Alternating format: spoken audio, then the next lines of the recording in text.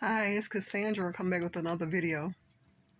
Guys, I was just thinking the other day, when I was driving, looking at all the crosswalks and stuff inside of the street.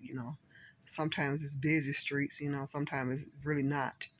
And sometimes the crosswalks are in the school zones and everything.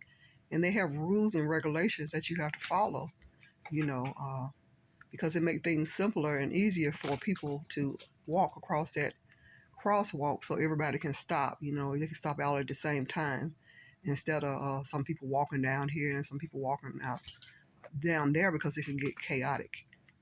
And especially inside of a school zone, you don't know what children are going to do, so people need to really beware and be careful, even with their speed, their speed zones, and their speeds, miles per hour. I think they usually have like going like 15 or something like that.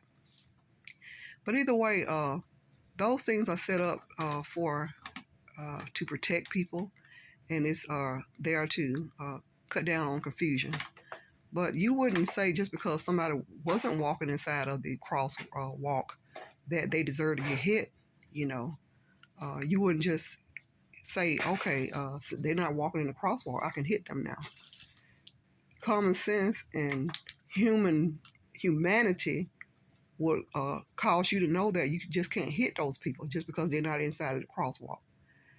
It could be kind of annoying, irritation can set in because they're not following the guidelines, but nothing would tell you that you could hit them.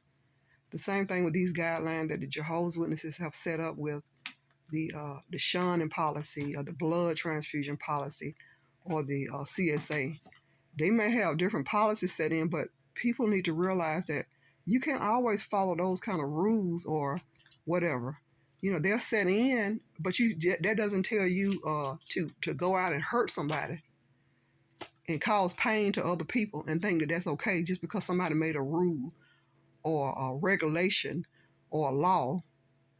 It doesn't get you off the thing of humanity. If you hit somebody because they wasn't in the crosswalk, they may say, "Oh, well, you're not, going to get the total punishment for hitting that person, but you're definitely going to have the feelings of you hurt somebody or even injured or killed somebody in that crosswalk. I mean, not they didn't use the crosswalk, so you just went on and hit them.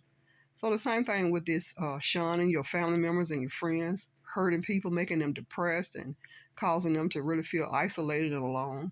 And then the whole no blood transfusion policy coming up there to the hospital, like the liaisons and stuff that comes up there to say you need to go ahead on and not take the blood. You're hurting God, and that whole CSA cover up talking about you're going to hurt Jehovah and make him feel bad and everything because you bring a reproach on his name.